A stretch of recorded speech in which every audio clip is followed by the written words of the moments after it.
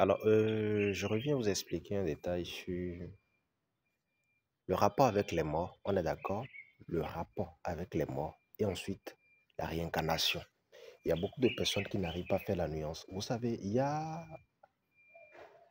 a les esprits qui réincarnent, les esprits des morts qui réincarnent, oui. Il y a des dieux qui incarnent. Il y a des génies qui incarnent. Vous comprenez un peu? Et il y a également des, des esprits qui déambulent n'importe comment, dont les djinns. Je m'en vais vous expliquer un détail qui est très important pour ces personnes qui rêvent des morts et qui arrivent à ne pas, qui n'arrivent plutôt à ne pas comprendre la nuance entre ces deux sujets.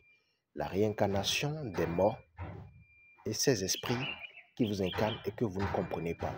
Il est possible qu'un mort puisse vous incarner, mais c'est à vous d'aller chercher à comprendre pourquoi.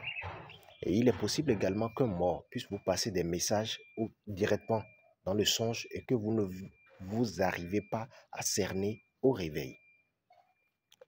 La nuance, c'est que, d'abord, si vous êtes nouveau sur la chaîne, n'hésitez pas à vous abonner à notre plateforme YouTube Fondation Maître Malik.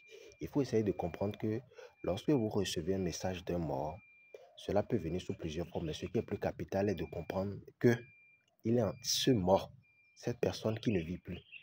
On est d'accord? Cette personne décédée qui vient dans votre songe est en train de vous apporter de la lumière dans le sens de l'éveil, dans le sens de prendre conscience, dans le sens de saisir les taureaux par les cornes. Mais lorsque vous constatez que un mort à un moment donné passe de temps à travers et vous entendez que cette personne qui ne vit plus vous incarne, comprenez qu'il a sa mission de vie qu'il veut terminer, qu'il veut achever. Je donne un exemple. Si cette personne est normalement appelée à faire régner la paix dans votre famille, dans votre conception, dans votre demeure, et vous constatez qu'il est mort juste par une maladie tragique, pas un ensorcellement, pas un événement tragique, je vous en prie, et vous entendez que cette personne, elle est morte, elle ne vit plus, je vous prie d'aller chercher à bien connaître le passé de cette personne et rappelez-vous à saisir votre destinée. Vous ne serez pas déçu. Parce que cette personne qui est déjà décédée, qui vous incarne et que vous êtes obligé de faire son parchemin, sa destinée, vous êtes appelé à rendre, à tracer ce qui n'est pas, il n'a pas pu finir, c'est que vous devez comprendre que vous êtes bien né et que cette personne ne va jamais en aucun cas vous laisser non seulement connaître les échecs, mais également des difficultés et en pire, connaître des problèmes qui pourraient même freiner l'ascension de vos souhaits, donc sa trajectoire finie. Il est possible pour vous que cette personne vous protège comme ce n'est pas permis. Ce que je vous dis, il devient le bouclier, il met la barrière à toute personne qui pourra vous nuire. C'est là que vous comprenez que ces personnes qui ne vivent plus ont une certaine puissance que nous qui vivons, nous n'en possédons pas. Et la chance que vous devez essayer de comprendre, cette personne qui ne vit plus, qui vous incarne, a la possibilité de faire des miracles dans votre vie, tandis que vous allez chercher ces miracles spirituellement parlant dans ce monde de la lumière que vous n'allez pas trouver. Parce que le monde est fait de dualité. La dualité existe juste à dire que déjà qu'il y a le pour, il y a le contre. Il y a le mal, il y a le bien, le jour et la nuit, le soleil et la lune. Vous comprenez un peu? Et ce monde, c'est un monde de ténèbres.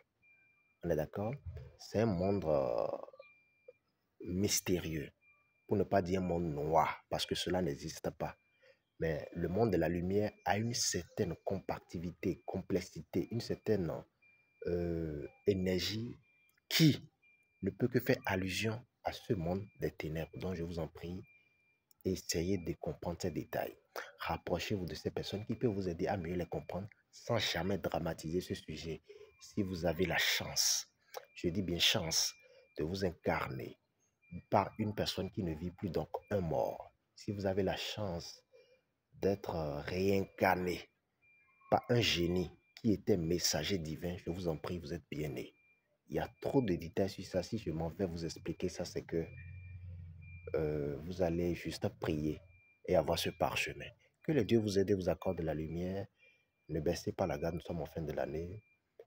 Prenez soin de vous. Assurez-vous de faire des rituels de protection les plus denses parce que 2025 s'annonce à grands pas et 2025 c'est pour les durs. Je reviendrai ici vous expliquer et vous donner la prévision sur la voyance 2025 comme je le fais habituellement. À très bientôt.